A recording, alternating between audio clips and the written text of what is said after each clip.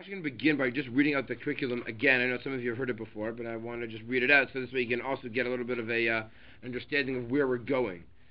So lesson 1 you have in front of you, and then move on to koshering treif utensils, koshering ovens and sinks and appliances, tabletops, tevilas kelim. So what requires, how do you do it, what needs a bracha, what doesn't need a bracha, what's the chila, what's b'diavad, right? That's always an exciting one. Pas akum and pas palter. So pas akum are breads of non-Jews, and are you allowed to eat bread that was made by a non-Jew, right? Kosher is it not kosher? How does that work? Bishal akum and maids. So if you have a non-Jew living in your home or often frequents your home, and they want to cook for you, they want to bake for you, how does it work? What do you avoid? What are the pitfalls that are involved? Introduction to milk and meat and different ways of cooking. Doing things that are maris ayin, that really are permissible, but if someone sees you, it doesn't look good, and therefore you have to really avoid doing certain things. Waiting between meat and milk. Eating in non-kosher restaurants. How do you deal with eating in non-kosher restaurants? Food flying around the kitchen. That's not literal, that's just a figurative statement, right? We don't encourage food to fly around the kitchen, but if, let's say, there's spills and splashes, how to deal with both the food and the pots and the pans. Using a spoon at the wrong time, right? Dipping a spoon in the meat or the milk or whatever the case may be. Separating milk and meat. Dishwashers and washing issues. Forbidden mixtures. And even get into insect-free juice. Not exactly sure what that's referring to. There's bug juice. Bug juice. These are exactly what it's referring to. Chopped liver. Koshering liver is actually very complicated. Today it's not that practical. I don't know any women today who actually kosher liver. Our grandparents might have done so. I don't know if that's really done today. What happens if you use one oven for meat and milk, and mixing up silverware, issue of bugs, inspecting eggs, and making challah, making hafashas challah, and those issues. Koshering meat, again, if you're really stuck on a desert island. Produce from Israel.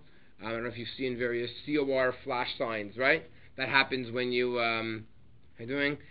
Sometimes when you get fruits, really, from Israel, how do you deal with them in Toronto? And Amira La'akim, if you have a non-Jew do something for you, actually that's specifically referring to on Shabbos, how do you deal with that? Okay, so those are the topics. They have a lot of, offshoots, and we'll get into tangents, but it should be a lot of fun. And throughout, if you have a question during this year, after this year, you can always shoot off an email. So let's actually begin just very quickly, because the first part I'm actually going to fly through extremely quickly. I'm not even going to read page 1 because it's like a scenario which I don't want to waste your time with. It's a nice, cutesy idea, but I'm not so interested in that at all. What's interesting is, and there are, as again you're familiar with, you skip to page 2, just simply kosher and non-kosher foods. When we talk about, and I'm just going to mention things that are not so obvious. We all know the kosher animals. Uncle Moshe taught us what's considered a kosher animal. And then everyone always asks the famous question, right? It needs 2 different sides. It needs split hooves. It has to chew its cud, right? So everybody asks, I can't tell you, from children, adults, what about an animal that has split hooves and chews its cud? Why can't you eat a giraffe? So everybody says, why can't you eat a giraffe? Because you don't know how to shechted. So that's one of the kashrus fallacies that's out there, right? This is stuff that's not in the curriculum, by the way, right? Giraffes. Giraffes are kosher. There is an opinion that says that you need a masorah for animals. For sure you need a masorah for birds. What about a giraffe? It are those who even argue that a tachash is actually a giraffe. In fact, it's even listed in the animals and you can eat it. So why don't we eat giraffes today? A few different rules. The truth is, you know how to shecht it. It could be the entire neck is kosher to shecht it, or you have to do it at the very top. But we don't eat giraffes. 2 very simple reasons. 1, you'd probably go to jail. They're an endangered species. So if you go to Africa somewhere and try to take a giraffe, you could be, locked up somewhere. Also, it would be extremely expensive, because how are you going to tie down a giraffe? A giraffe is so powerful. One kick of a giraffe can actually, I think, kick over an elephant. So if you dare to attempt to take over a giraffe, chances are you're going to be killed. And if you're going to be killed trying to get giraffe meat, that in many cases is actually forbidden according to the Torah. Right? You would endanger your life. You actually try to. Giraffes are actually very dangerous. People don't realize that. Also, it'd be extremely expensive. Even if you could do it legally, the amount of money, you'd need a special knife. It's a very thick neck. It's very difficult to cut properly, that you actually get a proper shechita. And you'd have to sell it to make it worth your while, a tremendous amount of money, because it actually doesn't have a lot of really good meat that in theory you could eat. So it's just extremely not practical on so many different levels. So there you go. At least you can say, right, nothing to do with you don't know what a shechted, that's little fallacies. Rather, they're just practical reasons, economic reasons, that just don't make it a viable option. Okay? So that's the simanim for a kosher animal. Fowl, if you take a look on the top of page 3, there's a list. That is only considered halacha Moshe Misina. You cannot eat a fowl that's not passed down by some type of tradition. Non-kosher fowl is the swan, the pheasant, and the peacock. And obviously shratzim, anything that screws on the ground, like the mice and the rats or creepy crawling things, are also going to be usher as well. Everyone here knows that for fish you need fins and scales. Again, I'm not even going to mention that shellfish and lobster are not kosher. Anything which is derivative of a kosher animal is kosher, meaning the egg of a chicken is kosher because a chicken is kosher. There is, and we can think of an example. What's an example of a byproduct? What the item itself is not kosher, but the byproduct is kosher. The answer is honey, bee. Very good, excellent. What is the only example that I can think of? Right, the bee from a honey. That is not, when we say dvash in the Torah, eretz chita, sorah, gefen tirna, eretz shemen udvash. That is not referring to dvash, honey dvash, but is referring to dates, right? Those are shivat haminim that deal with fruits. So it's not dealing with honey. Chances are chalav udvash, although it is a machlokas. Chalav udvash, there are many opinions which say it's not referring to chalav milk. Jews are lactose intolerant, right? Rather, what's chalav referring to? Perhaps coconut juice or almond juice, right? Because again, it's referring to the fruit of the land of Israel. The Gemara there discusses that maybe there could in fact be the special milk of Eretz Yisrael, which is definitely possible, but could also be perhaps referring to the fruit of the land of Israel as well. So again, otherwise byproducts from non-kosher animals are not kosher. Byproduct kosher animals are kosher. Blood, of course, is totally usher to eat. We discussed in this week's parsha even. You not have a blood from either kosher or non-kosher animal. So of course this doesn't usually happen in your home, but if it does, what happens if you have chicken and you put it in the oven and you put a lot of water, you put a lot of rice in there, and when you take it out, you start eating it and a little bit of blood oozes out, right? So children are like, oh my goodness, it's blood, it's not kosher, you can't eat it. But actually, you'd be allowed to eat it. Once it's been kosher, then any blood that still exists would actually still be considered. I don't recommend it. Put it back in the oven and cook it a little bit longer. It's probably the best thing you should do. But actually, it would be considered. It'd be considered okay. What's the difference between if you take a look at the ritually slaughtered? So not only does something have to be kosher, we also have to be shechted properly in order to be permissible to eat. So what's it? We use terminologies which are incorrect. There's a difference between a nevela and a treifa. So what is the difference between the two? Take a look. I'm on page 3. If they die through improper slaughtering, sickness, or in any other way that does not include ritual slaughtering, it is a nevela.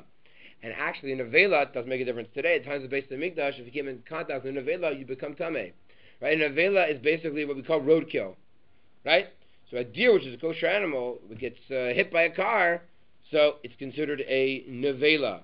Animals or fowl, which have specific life-threatening internal defects or missing limbs, are called a treifa. That's also considered not kosher. So you have a cow that has various ways to actually make a cow not kosher.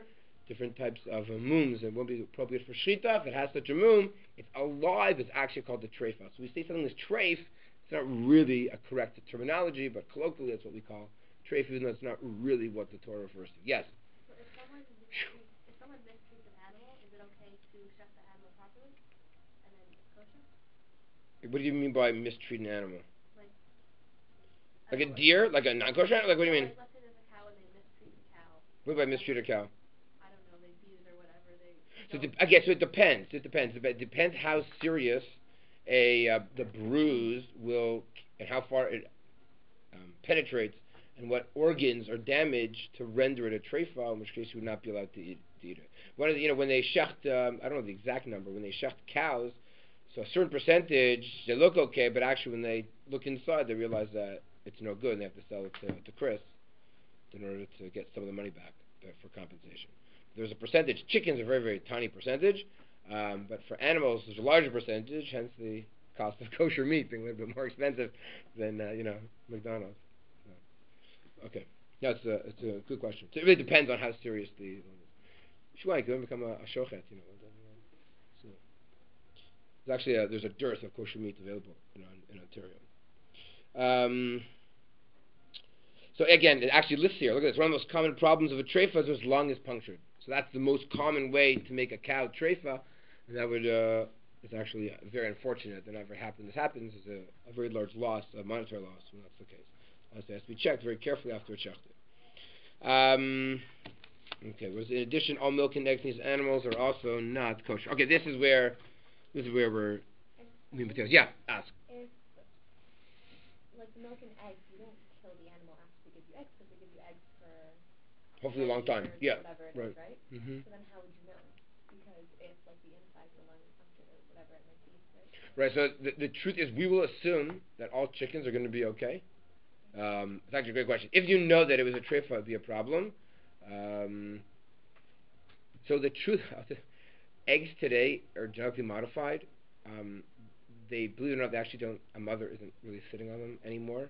They're actually taken and put into rooms to heat them up because it makes a lot more sense. You can just produce a lot more eggs that way. So you don't have, what's the name of a chicken? Betsy's a cow name. I don't know. You don't have mother chickens sitting on eggs anymore, like much as you did. Cow. I'm being recorded, so I have to be very careful what I say. Rav Schechter from Yeshiva University does not drink any milchets whatsoever.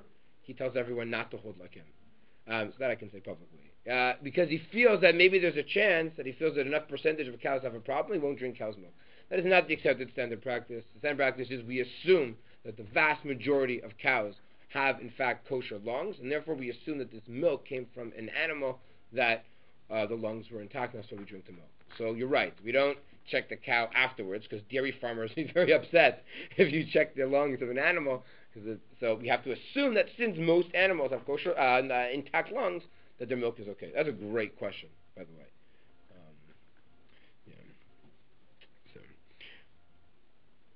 So here we go. Let's begin properly a little bit on page 4. So the 3 T's: taste, temperature, and time. This is something which is extremely practical, because if certain elements don't happen, then your food is kosher. I'll give you an example.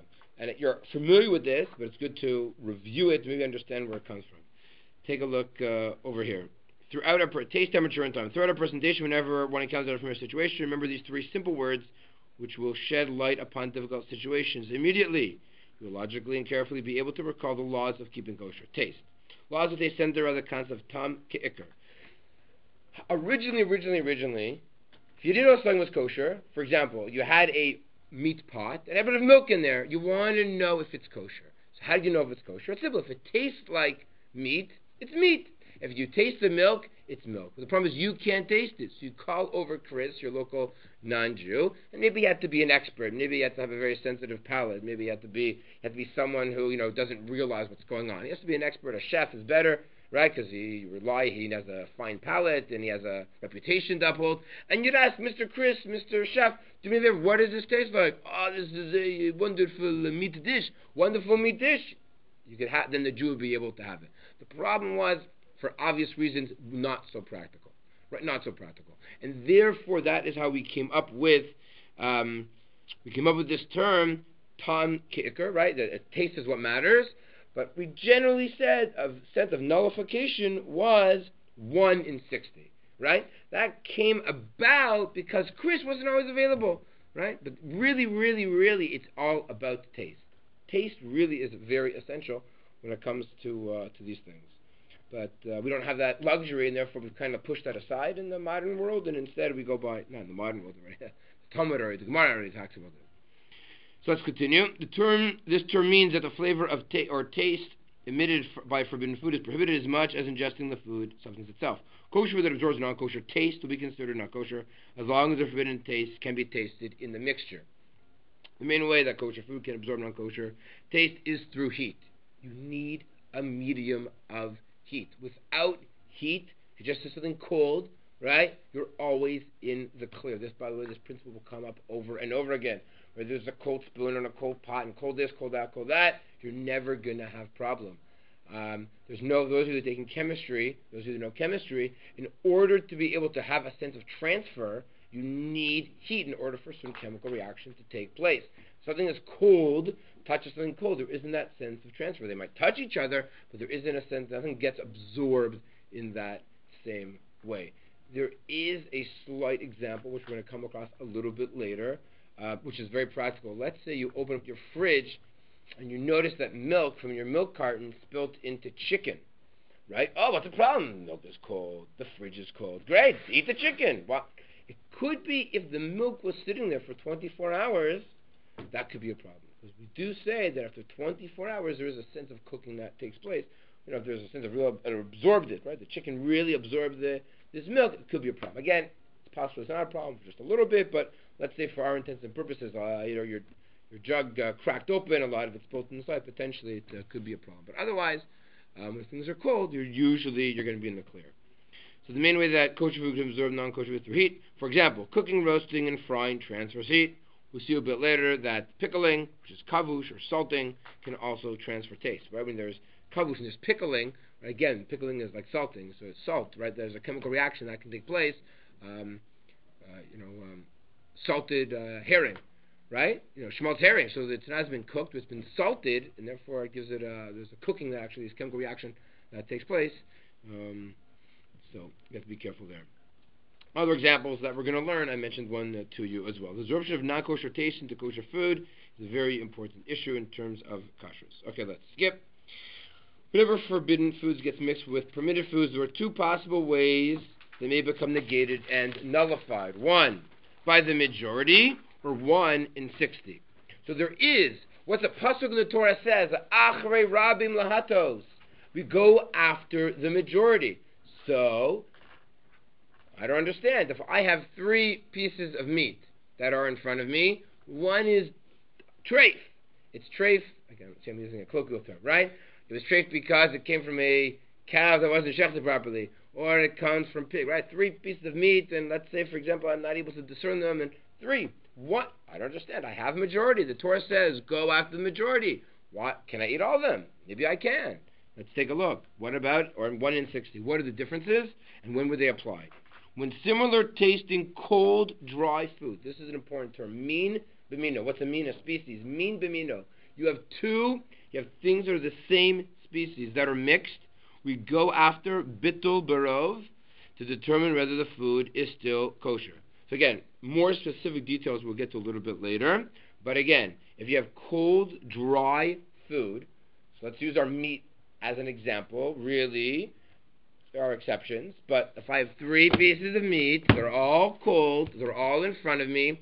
One's pig, right? One's not kosher. Yisur d'oraisa, biblically, and 2 kosher. In theory, if this is a mixture, they're all cold. Here they all are. I don't know which one's which. I, in theory, could eat all of them. Now, I don't recommend this. Maybe you should throw one aside. Maybe the same person shouldn't eat all of them. There are certain rabbanans that maybe we're not going to be so happy with. And maybe certain pieces of meat which are considered very prestigious maybe don't get mixed in. We'll deal with details a little bit as we go ahead. But really, cold, dry food in a mixture, we go after the majority. In the event that the taste of the non-kosher food is noticeable, min b'she'eno mino, meaning, what's the problem? The problem is very simple. If all these 3 are the exact same food item, let's go back to they're all meat. They all came from a cow. But one came from a cow that had a punctured lung. Well, it's going to taste the same, that piece of meat. There's no way to discern. And remember we said before, we go about taste. But they all taste the same, these 3 pieces of meat. So if all 3 of these things, the meat tastes the same, so it's not really affecting taste because it's just the same taste. So that's why with 3 pieces of dry, let's use our example of meat, one is not kosher, really, if they're all dry, they're all sitting there, really you could eat all of them. Again, there's a lot of exceptions to that rule, as we'll see a little bit later on. And where I'm on the event of the taste of non-kosher food but if it's noticeable, then we apply the concept of tam iger to determine if it's permissible or not. Meaning, if I don't know, let's say pig tastes a little bit different.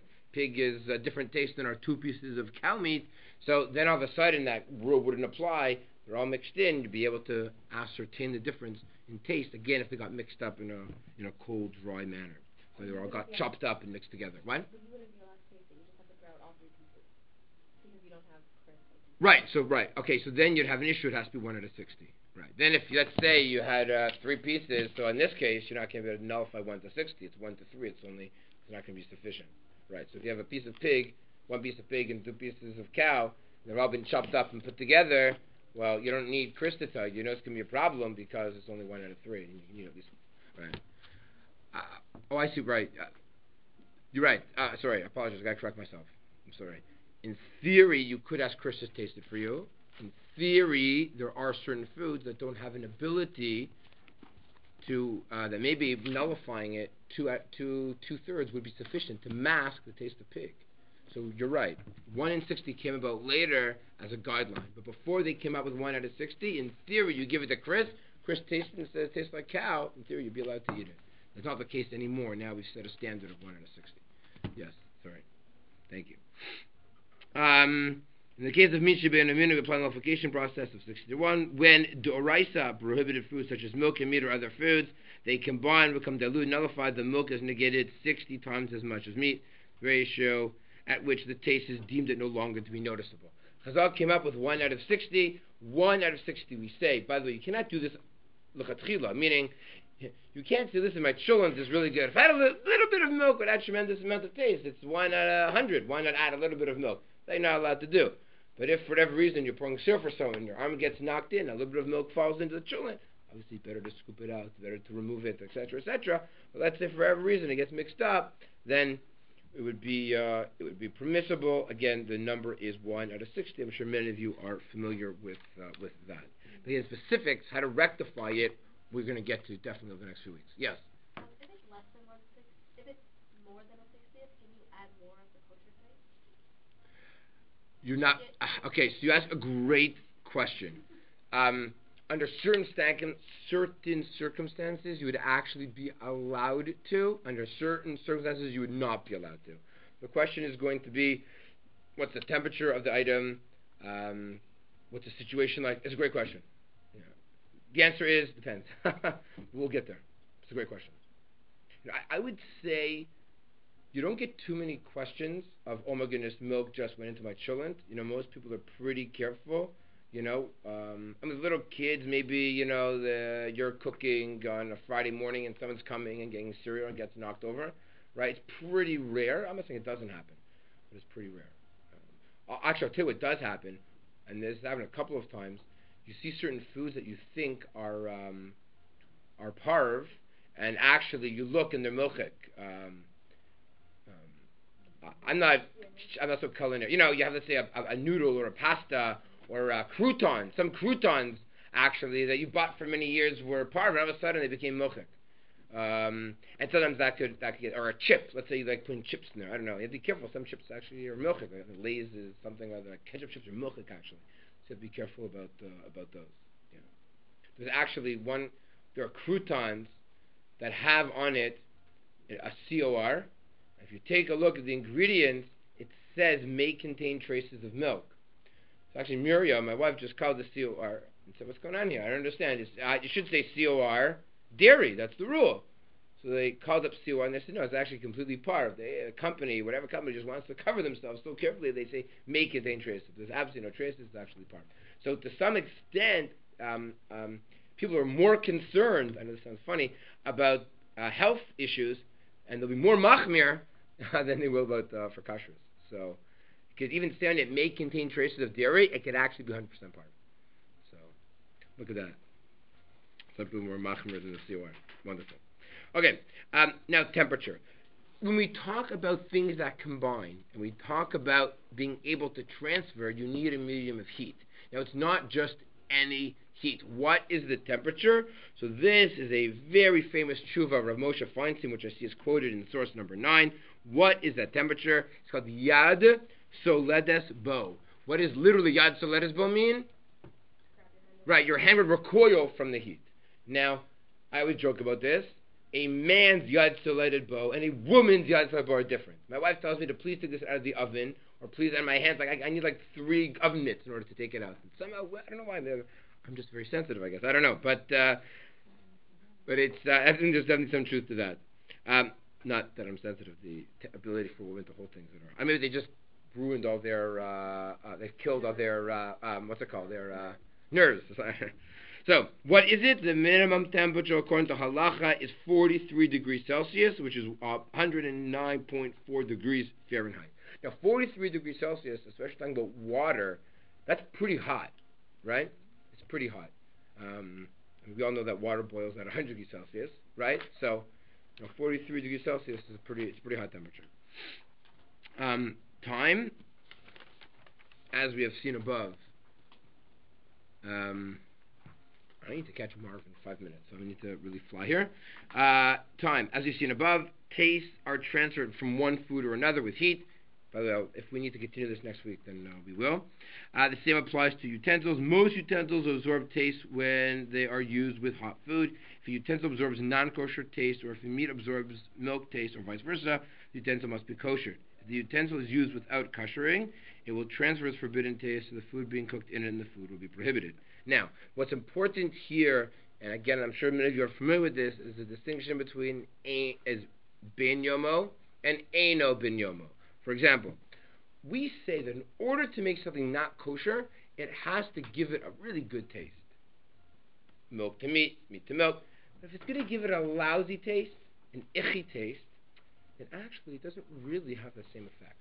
So if you take a pot that's dairy, and it has not been used in 24 hours, that term is called eino ben yomo. Literally, it's not a day old. Eino, not ben, the son of yom, a day. It's not a day old, right? In such cases, there are many more leniencies when it comes to both your food and the actual status of the pot, as opposed to if the pot is a ben yomo.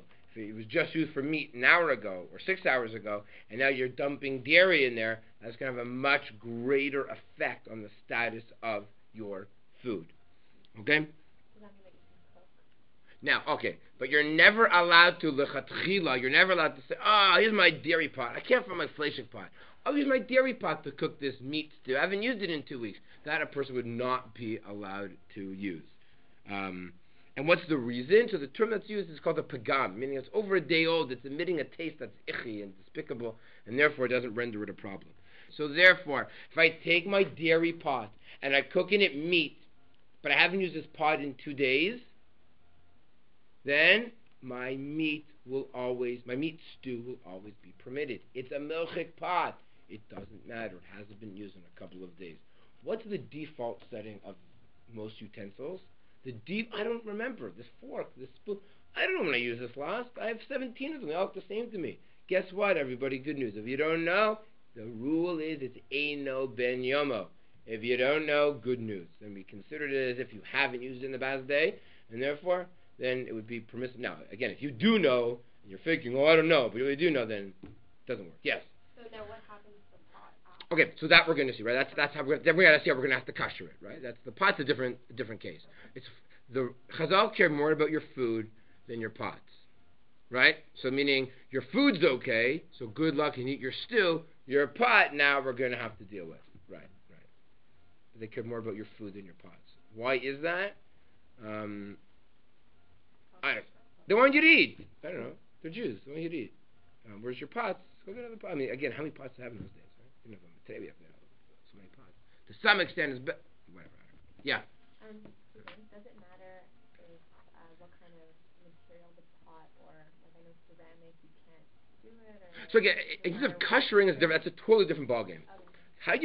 The status of your food is irrelevant when it comes to what type of pot you used. How to kosher your pot will be depending on, we'll get there, next week. How you kosher your pot will be a different ballgame depending on the item and how it's used and the material. Does the 24-hour rule work also if it's tray food, like let's say someone's pot, like someone who Yes. Yeah. like Pig. or whatever. Yeah. Yeah. Yeah. I once cooked something, it was milk in a flash pot, and then I called Chabad, and I said it was more than 24 hours, and they told me I still shouldn't eat it. That's more machmir. I don't know. I can't comment on that. Really, We spoke about Sephardi Ashkenazi. We didn't talk about but Chabad. like really, I can do this in my everyday life? No, again, careful. You can't do this. You can't decide. Listen, I can't for my flesh pot and put my milk pots. Yeah, if you do it by accident. Yeah, sure.